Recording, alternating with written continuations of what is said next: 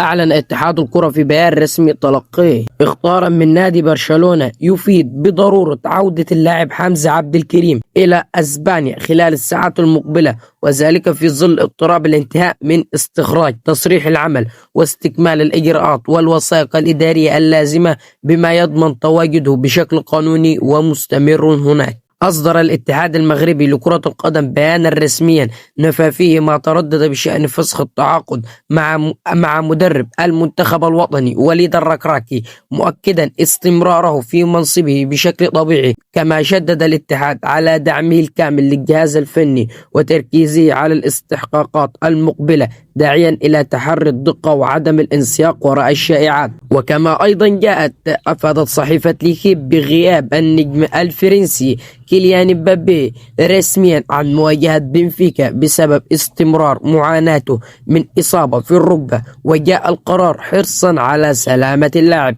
وتجنب تفاقم الإصابة في ظل عدم اكتمال جاهزيته الطبية. وياريت لو عجبك الفيديو ياريت تدعمنا بلايك واشتراك عشان يوصلك كل جديد.